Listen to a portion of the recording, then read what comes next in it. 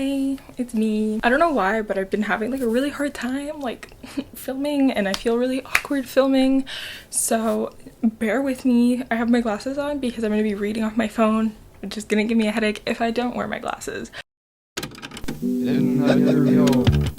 Hello everyone, and welcome back to my channel, or welcome to my channel if you are new, which you most likely are, and if you are, hit subscribe because I'm sure there's something on this channel that tickles your pickle. For those of you who don't know, I study media at school. My whole personality is kind of based on that, so it's kind of hard not to know that. So recently I have found myself watching a lot of Netflix, as I'm sure a lot of other people have been doing, because I'm at home all the time. Typically I watch Netflix, and recently the show Hollywood came out, and I never heard of it before. Apparently it was highly anticipated. I don't know, I didn't anticipate it, but it was number 6 on the top 10 in Canada, so it obviously came up in my recommended because I do watch a lot of like old Hollywood style stuff, so naturally they're like, she wants it, and these are my thoughts. Now, if you intend on watching it and don't want any spoilers, do not watch this video. Do not watch it. This is your warning. I'm going to talk about the aesthetics first, so you actually don't have to click off right now if you don't want to, but after this little portion, there will be a lot of spoilers. So let's talk about the aesthetics because that's kind of what matters. First off, every single episode, I think there's 7 or 8 episodes. Each episode looks like a movie. TV shows have a certain aesthetic look, movies have a certain aesthetic look. I don't know if it's the framing, I don't know what it is, but something about this and the coloring, every single episode looks like a feature film. Like, you watch it and you think you're watching a movie, and it's honestly the most mind-boggling thing because like it ends, and then like an episode ends, and I'm like, oh, sad, and then another one starts, and I was like, yes. The way that it was shot is super dynamic, so there's a lot of camera movement, a lot of variety and types of shots, which is really nice because it kind of keeps your eyes very invested in the story. So it was one of those shows where I wasn't finding myself like looking at my phone very often because I was so like focused and my eyes weren't bored of what they were looking at. I also found the coloring just really good and like vintage, and it kind of piqued my interest because I really like that style, and like the warm tones, it was just very much like my kind of thing, and it was something that I personally really enjoyed watching and will probably watch again. The actors were all really talented and fit the roles perfectly. I think that they were able to present themselves as these people from the post-World War II Hollywood. I think they did a really good job at just like training themselves to like speak differently, and just the way that their body language is, like, it just really worked in my opinion. And of course, like, the thing that ties it all together is the wardrobe. The wardrobe department did an amazing job, and honestly, high-key jealous that somebody actually owns those clothes now. So this is where I start talking about the story, and if you do not want to know the story going in, leave now. In my research for this video, I saw that there were a lot of mixed reviews about the overall show. A lot of people did not like it because it kind of glamorized Hollywood at the time. The issues were very blanketed, and a lot of people had a lot of issues with that because at the end, like, there's a happy ending, so it was kind of like this like a fairy tale, like there's a problem, it gets solved, everybody ends up and lives happily ever after, which is how the show goes. I personally didn't mind it, but some people did. A lot of people commented on the almost unnecessary amount of nudity and sex that was portrayed in this film, or in this series, oops. At first, I do admit that it was a lot, but the more you watch, the more it makes sense, and the more meaning each kind of nude or sex scene has, if that makes sense. There's a lot of personal connection that comes with those scenes, so it kind of eventually makes sense, but at first I for sure was like, this is kind of a lot, but almost overused, but in my opinion not quite. Like, it was probably just like the tip of the right amount, and like one more scene and it would have been too much. However, a lot of other people on the other end of the spectrum said that it's a very rude awakening to current Hollywood, because a lot of the issues that we watch in this series are still very present today, like racism, sexism, homophobia, all of that is still very present in modern day Hollywood. So it kind of, a lot of people appreciated the series because of the wake-up call, like where you could say, oh, something similar to this happened just a few years ago or just a few months ago. And it kind of like gets people thinking, which I always think is good when a series or a film makes the viewer like start thinking and connecting, especially when it comes to something that addresses so many taboo topics at once. Now, those are other people's opinions. I'll state my opinion at the end, but those are the opinions that I found online. So the story itself, the series itself, kind of, you follow a lot of different characters. There's a lot of different stories going on that I'm actually going to touch on at the very, very end of this, because it's so hard to keep track of who's who and who's, you know, sleeping with who and who's connected to who and who. It's a lot of information all at once. It's a lot of information all at once that you almost want to write it down to remember. But I also find that towards the middle part, it kind of all starts to make sense. Like at first it really doesn't, and then it does. So basically we follow a broke veteran actor named Jack Costello. He is just back from fighting World War II. He's married and his wife is pregnant with twins. He goes to a lot of like open castings and stuff like that, and nothing actually ever works for him because he's a struggling actor, and while he's really attractive, they just tell him that they don't think he has a talent.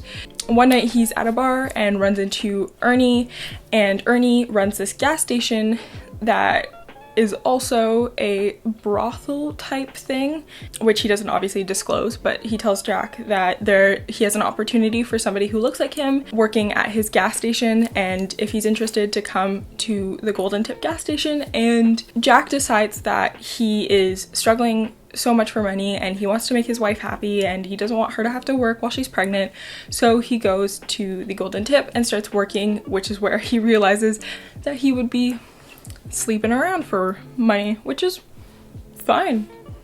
Honestly, power to him. Through his endeavors, he meets Avis Amberg, the wife of the Ace Pictures head. So her husband is the head of Ace Pictures, which is a huge production company at the time in the story. She hires him to have sex with him, and eventually they start talking about their ambitions and whatever, and she's like, oh, well, I actually have an in for you. Jack goes back to the Golden Tip gas station and Ernie asks him to have sex with a man, and Jack freaks out because it's, you know, the 50s and people were not always as accepting and whatever, but also he is heterosexual, so he does not want to have sex with a man.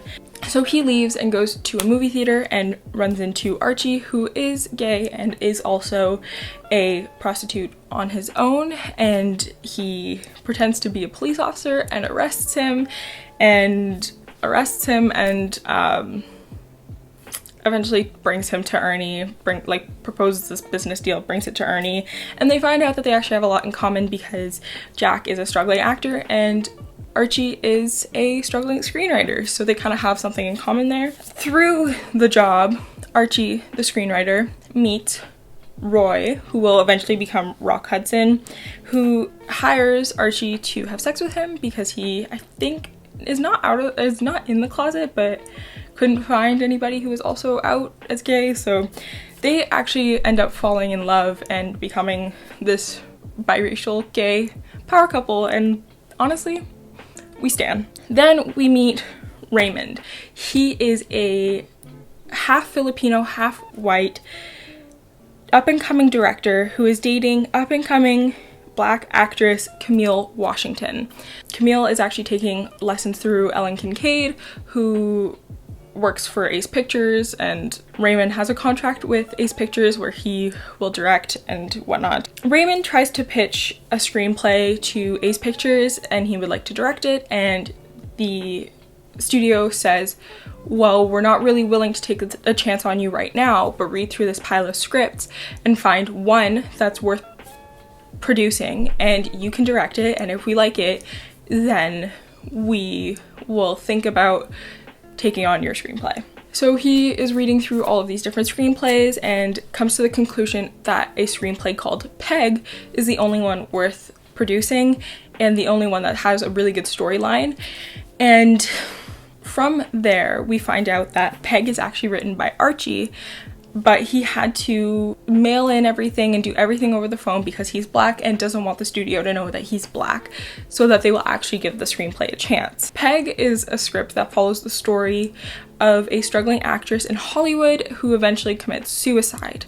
Eventually, Peg, that's a story about a white woman, becomes Meg, a story about a black woman who's struggling in the acting world and attempts suicide but does not succeed, and kind of ends as a fairy tale. So instead of being a sad story that ends in a sad ending, it's a story about struggle and hardship that ends in resolution rather than death, which is always a nice ending. The way that that film becomes what it is because Ace Amberg, the head of the studio, has a heart attack while having an affair, and because I think he was put into a coma, Avis, his wife, takes over the studio, so she gets to greenlight whatever she wants. And she was having marital issues and kind of wanted to do a little bit to kind of make him mad, but also change the studio for the better. So the cast and crew become this bunch of racial and sexual minorities and kind of blow up and make this amazing film that is controversial but does really well. So the cast ended up being Camille as Meg, Jack Costello as Sam, Meg's boyfriend, Roy/Rock Hudson as the bartender, Claire, who is Ace and Avis's daughter, as Meg's best friend, and Ernie, the original, like the guy who owns the gas station, who was a struggling actor who never made it, as the studio head in the movie. So this kind of community of people become this super tight-knit family. This cast and crew become a tight-knit family and break so many norms at the time that, had Avis not stepped in, would have never been broken. Eventually, Ace does wake up from his coma, come back to work, and he eventually agrees to continue the production of this film, contrary to what everybody else thought would happen. And actually, he does end up dying, but kind of like, it's kind of important, but also like kind of not. There's a lot of like fluff kind of that's not as important. So yeah, the characters become this like tight-knit family. So Avis is the new studio head. Dick, the producer, is he comes out, but he's a closeted gay man. Henry is an openly gay, predatory acting agent who created Rock Hudson, who was originally Roy. He kind of made him do all this like messed up stuff. Eventually he apologizes and whatnot. Ernie is a reborn actor, prostitute turned committed love to Ellen Kincaid. So there's a lot of like romance, and it's actually kind of sweet. Jack Costello, who's a World War II veteran, and his wife eventually leaves him for the real father of her twins, so kind of like tea there. Claire is the spoiled studio kid turned Hollywood star and eventually ends up being engaged to Jack towards the end of the series. Raymond is the half Filipino white passing director. Camille is the Black award-winning actress. Archie is the Black gay award-winning screenwriter. Brock/Roy is the gay actor who overcomes kind of a really toxic situation with his agent. And Anna May Wong is the cheated Asian actress who makes a well-deserved comeback in the Meg film. It's really complicated to follow the story, so I do highly suggest watching it, because all of these like paths are so hard to kind of put down on paper. Meg eventually comes out after like a bunch of obstacles that they have to go through, wins a ton of Oscars. Like basically everybody who was a part of the team gets an Oscar. Pretty incredible. So my overall thoughts. I really liked the old Hollywood vibe of the show. I thought it was really engaging, like I mentioned earlier, and they did a really awesome job at portraying the characters, the time, the visuals, everything. I just think it was done really, really well. While the story was slow at first and didn't seem as meaningful as it became, towards the later half, it really did become an impactful and engaging show and everything just kind of made sense. All the knots got tied kind of thing. The show brings a lot of light to issues from the past that are still looked over.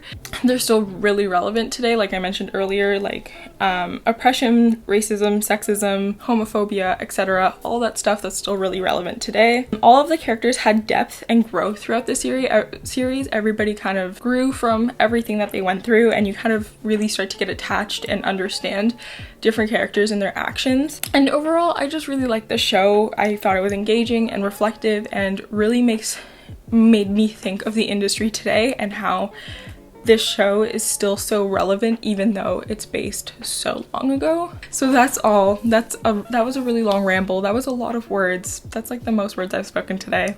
So I hope you guys enjoyed this video. Let me know if you think you're gonna watch it, and if you have already watched it, let me know what you think below. And yeah, if you enjoyed it, leave it a thumbs up, subscribe, and I will see you guys in my next video. Bye.